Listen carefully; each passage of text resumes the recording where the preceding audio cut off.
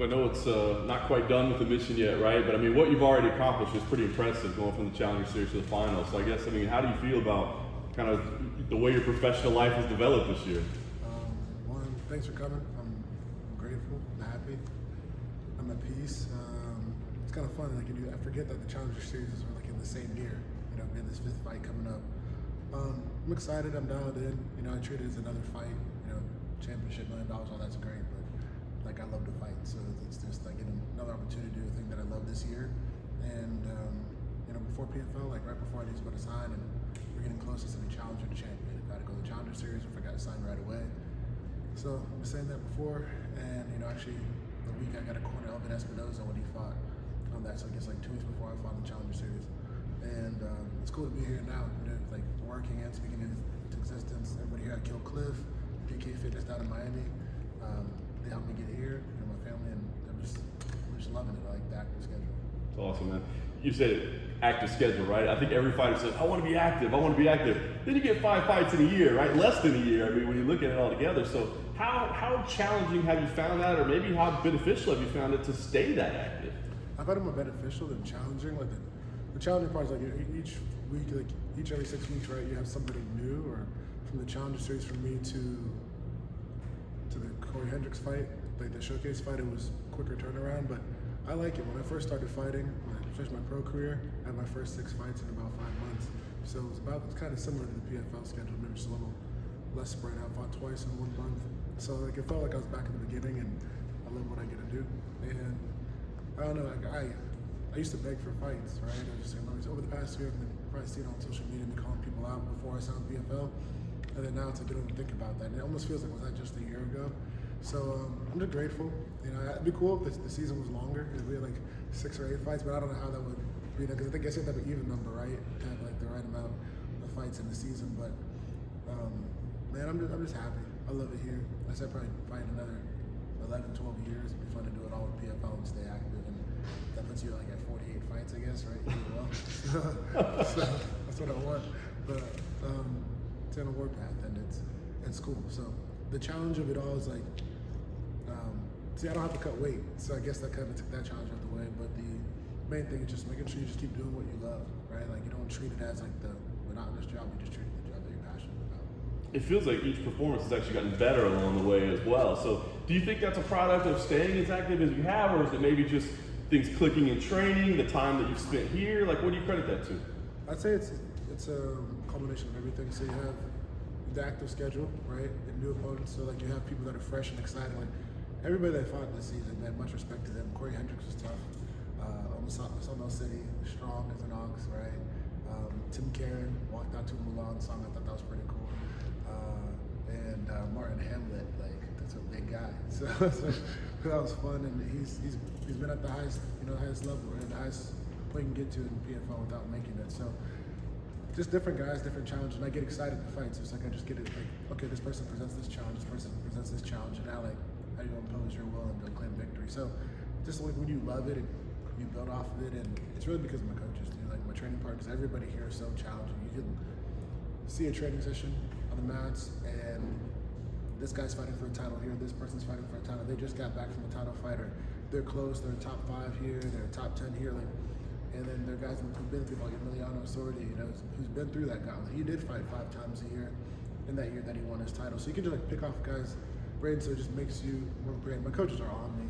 Like, they don't want me to be good, they don't want you to be excellent, they want you to be like perfect. And that's kind of thing that's something that you take into the fights, and there's always still something to work on. Like if you notice, if you look back at after the Martin Hamlet fight, before we even like congratulations, we were excited.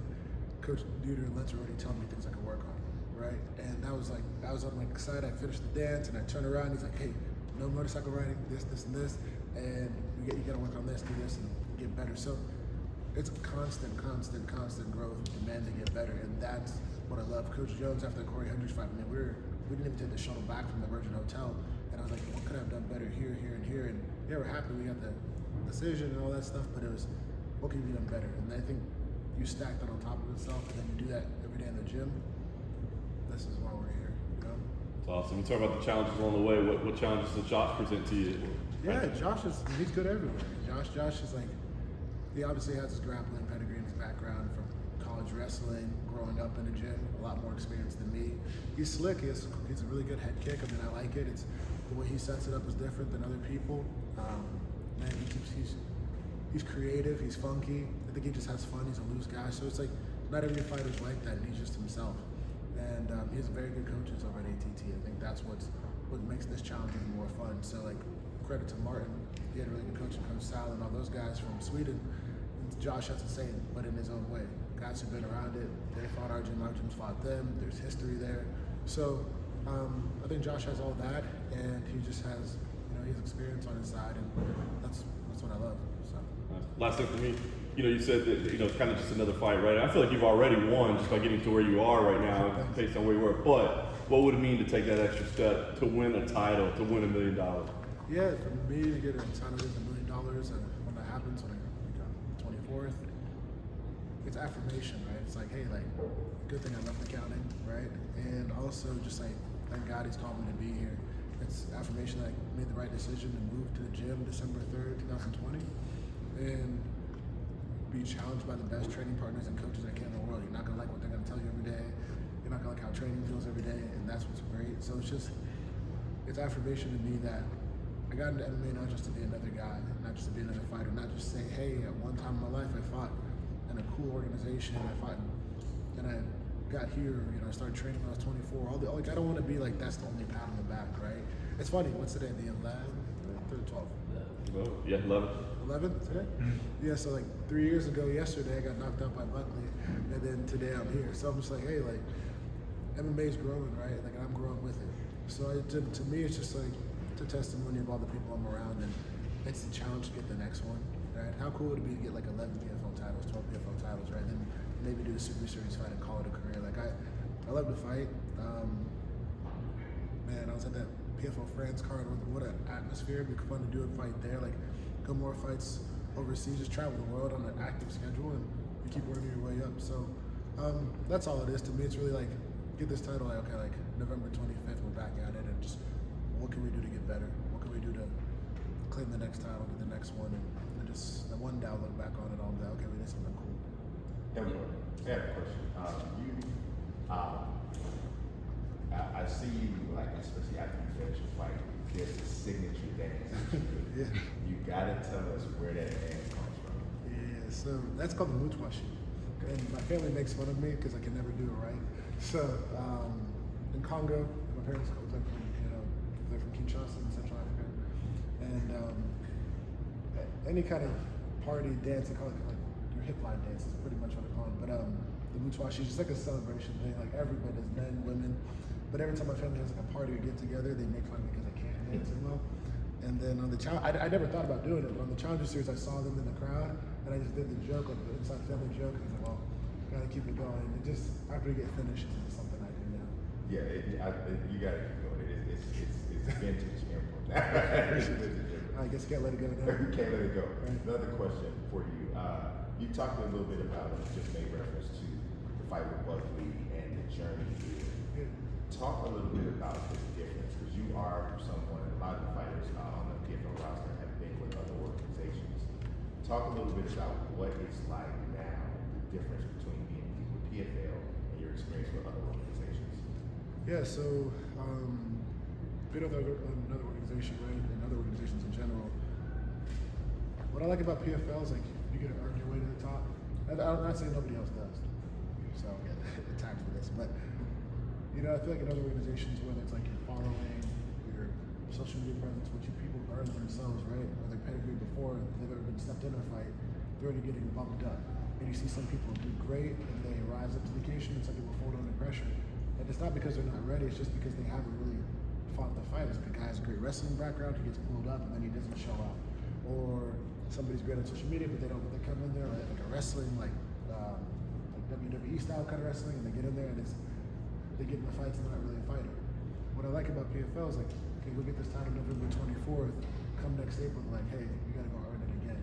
And I think over time, that'll tell a great story about PFL that in order to be a champion, you gotta earn it every year. And if they're trying to go make, I don't believe fighting itself is a sport, but if you're gonna make MMA a sport, there's no, like, if somebody wins something in the NFL, they don't just say, okay, they're automatically champion next year. You can just sit out and pick and choose who you want to fight. PFL, it's like whoever your name is drawn is your person, right? And I like that. So what I like about this organization is like everybody's super cool. I mean, especially as a growing organization too. Like I get to know people personally, and even when I was somewhere else, I was able to get to know people. But it's just different. Like you feel more welcome. Maybe I've like had to grow up over time, but I like the idea that each year you gotta go get it again. You never just get to kind of live and then say, I'm gonna fight a year later. I'm gonna fight a year later. I'm gonna fight every 6 months or so. Like it's come back. You're more active. They did like I saw some article or something like something that says how in PFL you're more active than typical people. Not many people are fighting 4 times a year anywhere. Like this year for me it'd be 5, but I could go to the title every single year. You're fighting 4.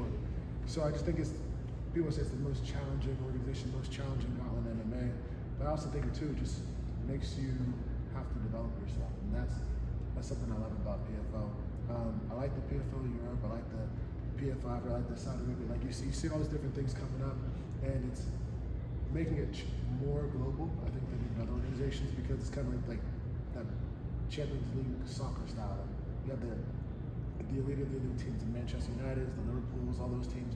You have teams coming up, and when people come over to global, you got to start seeing people bring their fan base from overseas, and it's kind of like different nations fighting one another, which I feel like is like the root of all fighting. Like your tribe fights this tribe, this person does that, and that's what I like about it. So when I see guys like there's some guys in that PFL France card, like it'd be kind of cool to fight them over here in the U.S. There's a guy, I forget his name, but I can call him Bazooka, but it's not his name to get nickname for. But he knocked out this guy, and I'm like, man, I think he'd do well in the PFL light heavyweight division over here, and I'd love to fight him. So it's like I like that challenge where I feel like sometimes you represent your country and that's it, but you don't get to have the whole nation behind it. With Cedric Doumbé fight, he shut the place down. And once he rises up, keeps growing, maybe put him on the global side, you get to fight the best of the best from somewhere else, and the leagues keep growing. And maybe if a guy's not doing so well here, he can go over to the Europe side or wherever and just keep building themselves up. So I feel like PFL just has so many different opportunities for you to grow, and they develop a lot of fighters like Alexis Grande, right? It's maybe not even 10 fights, maybe not even 5. But you just see him growing, and he had his first like more of a challenging fight where you don't really get that stage or that opportunity in any other organization. I appreciate it. Impa, you mentioned Buckley, and that was a pretty bad KO that you took. A lot of fighters wouldn't recover from something like that mentally, and here you are, as you mentioned, just a few years later, fighting for a world title, fighting for $1 million. Can you talk about your mentality after that knockout compared to your mentality now, and what that process has been like to get from point A to point B? Yeah, so, well, one, I got knocked in my bucket. I don't remember what happened, right? So I was just like, what happened? What happened, right? But once I, got in the ambulance, and my dad's like, all right, go look at your phone. I'm like, all right, and I saw it. Okay, good shot. But, I came in MMA to become a champion. That was the route for me to become a champion. That was it. And for some reason, I didn't know then why that happened. I didn't pray for that to happen. Like, trust me, I didn't. But I was just like, all right, cool. Like, how do I rise up from this? My dad always told me, in order to marry glory, they first have to understand your story. And that was, I think, a big part of writing my story. My dad and I were in the ambulance in Abu Dhabi. We were going to the hospital just to make sure I was good. And I said, don't worry, Dad, I'll finish the next fight. I did, fought Sasha Blotnikov. But even with that, I said, don't worry, one day I'll be a champion too. And when I wrote my post and all that stuff, and people asked me about it, I was still saying this, like, play that highlight as much as you want. It's great. Credit to him. But, the day that I'm champion, play that highlight too. On November 24th, I get to do that. So it was always like, that was the decision. Like, is fighting really that hard? Like, it's hard for sure. Like, you train and all that stuff. But, like, my parents come from another country where my dad was young, the place would flood to the second floor. So you have to take everything, bring it upstairs. And you're studying with kerosene lamps or people getting killed all over, like, just everywhere, right? There's stuff going on left and right, just like back in Congo. People here going through some rough stuff. I choose to fight, I get to. So because I lost the battle, the war's not over for me. That's how I look at it. And I really respect Buckley. It'd be cool. I think, like, if you ever decide to leave where you are, bro, come on to PFL side, we can do it again. And, like, that'd be an honor, dude. That's a challenge I won. He's a guy got a great shot on me. He wasn't lucky. For people to think it was a lucky shot, it was not a lucky shot. He set it up well. I caught that kick 3 times, and I paid for it. So, but it made me better, is which I'm really grateful for. And, it's all the fights in between the sense of urgency you have in the fight now, all that stuff, I learned so much from that fight and just how to mitigate distractions. And I'm very, very grateful. So some things you go through just make you who you are today, and I think that's one of them. Yeah. And obviously, as you mentioned, you want to become a world champion, but this is prize fighting, right? Yeah. And you're now in PFL, and you're literally going to be fighting for $1 million next month. Not to get too deep into like fighter pay and all that, but in the UFC, it probably takes a good amount of time unless you're one of the top stars to make $1 million paydays. So are you almost glad that your career went the way it did? Because as I mentioned, it's hard to make $1 million in MMA, and here you are, fighting for that. Yeah, for sure. I remember I had the Bud Light room right in Atlanta, and I look at Coach Lentz and said, "Thank God the UFC cut me." So I was just so happy because I was like, man, like what other situations? It was challenging to get fights there. Like all my friends who are doing well there, great. All the people who are doing the organization, I love people there too. It's like nothing against it. I'm just happy for me because who knows when I would have got that $1 million fighter or more or less or close to it, right? And but it's also too because you get to share that with your coaches, your team, the people helping you get there, and who knows like what kind of percentage I can share with them. So it goes. It's the overall bigger picture, right? So man, very, very happy. I enjoyed my time there. I think that it just helped me get better. 2 Contender Series fights, 4 fights in the organization, and then here I am in. All those things like help expedite my learning. So very, very happy. I'm not there anymore. Nothing against them, but I love it.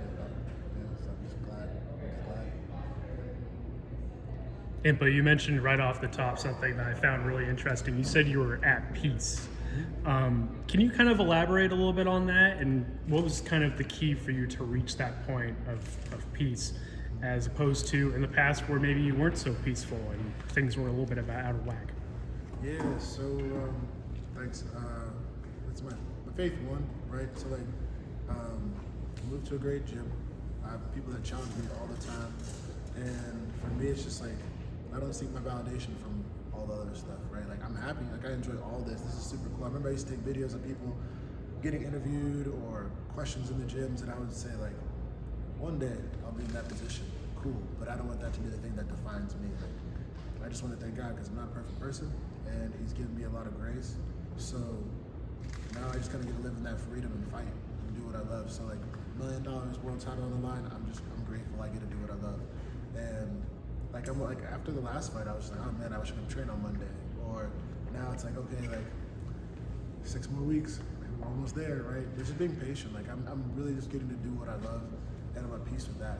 Like I know like God doesn't define me based off fight wins or fight losses, how much money I make on earth, but just like if I represent Him properly. So times I haven't, times I have, like He's still giving a lot of grace and push me forward in life.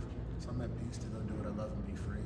And there's nothing like getting in a fight. There's nothing like really throwing down and doing what you love, and what a cool life, like you're fighting my underwear for a living. So I'm at peace with that, and just makes me very, very happy. And just talking to my pastor and just not being obedient and all that, like he's really guided me through a lot of it, and some like challenging things I had to go through the past couple of years, whether it's in the car, and the farm, all these different things. Like they just kind of helped me get better and like isolate myself. So all those times just like alone really, really helped me get closer to Christ, and then now going to fights and I don't stress at all about it. We spoke a few weeks ago over Zoom, and you talked to me a little bit about, how strongly you feel about potentially having a long-term future with the PFL. Yeah. When you first signed with the PFL, was that kind of in the back of your mind, like maybe this is a situation that could be a long-term solution for me, or is this something that's kind of developed over time? No, with PFL, it's just like, hey, like I get an opportunity to fight there, and I get to stay active. Like I'll finish my career here. Like it wasn't one of those things where I started training when I was 24, so it wasn't like I didn't care if it was PFL, UFC, Bellator. I didn't care what organization it was. I was just like, let me fight, and let's see how this can go. I thought I was gonna be an accountant, move to the United Kingdom, do some underground fighting, and that'd be what I would do. So I didn't really have like a game plan for fighting. It was like, okay, at that time when I was an amateur, and I talked to Coach Jimbo, shout out to you guys back in North Carolina. He's like, you could do so much better than that, and that's when I started thinking like, oh, well, if I'm gonna get into this, maybe I should go become champion. And then he was like, that's all you're gonna focus on. And so now I get an opportunity to find a really cool organization, travel the world. I'd like to go to that Ireland card after, and just start seeing different things that this organization is growing with and help them grow too. If I can be like a representative or an ambassador in any kind of way. When you stay active, it's about prize fighting. Like, you get to keep earning money, so that's cool. It's a cool job when you stay active. You don't have to ask for it as so long as you earn it, and I'm all for that. So, once I realized that was like an opportunity in MMA, which I don't think you really get at many places. Like, you see guys who've been in PFL for years, they never got a title. They keep staying in because they just doing it right, never cheated, and everything else. They just keep showing up, and like, that's kind of cool. You don't really, MMA is not really like a career where you have job security unless you're working on the other side of it and you just keep doing great. But organizations have fallen, they've stayed, and with PFL as a fighter, you almost get, I think, as close as you can right now. As things grow more in MMA, and as like the more MMA refines itself, it's like one of the few places you actually get some sort of job security, so long as you keep earning it, right? Go win your semifinal, go win your title, come back the next season, go do it again, and those who, like they say, the cream rises to the top, so you rise to the top and get the title is great. If somebody doesn't, they usually are still coming back the next season, and like, I don't see why I go anywhere else. One more question for me. You've talked a little bit about your story, how just a few years ago, like in North Carolina, you were pretty much living out of your car and you were in a rough place. Like, and now here you are fighting for a world title in just about a month. Like, what do you want people to learn from your story, your life, your career, that they can use in their own lives too? Yeah, so number one thing I would just say is, like, if you feel like God called you to do something, go for it. And everything else that happens in between, like, if He called you for it and you happen to feel like you've achieved your calling, you're like completed it yet, just keep your faith. And that's about it. It'll take you. Like, I can't really say like it's all me. Like, I'm not self-made. I got a great team around me, coaches who challenge me and just push me every single day. Like, so as you step towards your calling and you really feel like you're being pulled to do something, whether you're a writer, whether you're a doctor, you want to be a great accountant, I don't know, like a journalist, like whatever your life is, shout out to y'all. You gotta keep going because there's something in you that's telling you to go that way, and you don't want to get to the end of your life and then say, you're looking back on like, I could have been all this. That's not a fun place to be. So it kind of just made me at peace. Like, even when I was in the car, I was like, this is cool. I didn't cart stuff to the front of the gym, go pick it up, and it's like, I know all this is gonna pay off. I don't know how, I don't know when or what day that's exactly gonna be. I don't know it would be on the Challenger Series. I don't know it'd be back in San Antonio where you're like, okay, cool, like you're back in the title. But I did expect myself to be a champion. I did expect myself to be in this time. I just didn't know what day that would be. So for any fighter, any person going through it, if you're already trying to build your business and you feel like you're losing people, sometimes God just isolates you to remove certain things out of your life so that you can be prepared for when that time comes. And that's about it. Just keep your faith. That vision's there. Truly press towards it, and you might feel lonely sometimes, and that's okay because it's going to get you closer to where you need to go. Thank you. To get you ready for Josh, who's been training for this fight, we're doing anything a little different. You don't have to give the whole game plan away, but just sparring with others and all, just to get ready for this big fight. Not for sure. So, man, I've great training partners here. The guys I've always been going with, Delano Taylor, Jason Jackson, South him. He's fighting for his world title the week before me in Bellator, so that's cool. I'm proud of him. We're best friends. Awesome training partner. You got Gerald Mearshart here. You have all these different guys. Gregory Rodriguez, Aaron Jeffrey, one of my best friends in the world, in town too, and he should be up for a title fight soon. So, the crew, the grinders, the people that I always work with. Of course, I still have Coach Nick Lenz. Robbie Lawler's been there. All these different guys. Coach Dita Navarro, see him every single day, right? We talk all day, every day. If I gets tired of me, I'm gonna block my number after the season's over. Henry Hoop and Coach Craig Jones. Just very glad to have these guys. Sean Soriano. So that's the crew. I mean, that's like everybody I work with on a daily basis, and then whoever's at the gym. Like, I feel like what the cool thing about Kill Cliff and the gym that we have, you're gonna find every single style, every kind of way. And I think sometimes you focus on the fighter. You respect to Josh, a very good fighter, but sometimes you have to also focus on what you do well too. So keep imposing your bow. So it's great to have all these different guys, but you can turn around and just like close your eyes and grab somebody in sparring and just be like, okay, like, how do I get better with you? So that's what I've been doing, and I'm very, very grateful. I don't know as a fighter if this means as much to you, but when a big fight like this happens, and you have a fighter from American Top Team, which is literally 5 minutes from here, a great training place, and another great training place here. Does that add to it that it's American Top Team versus Kill Cliff FC, or not really? I think it's cool. So I get that question.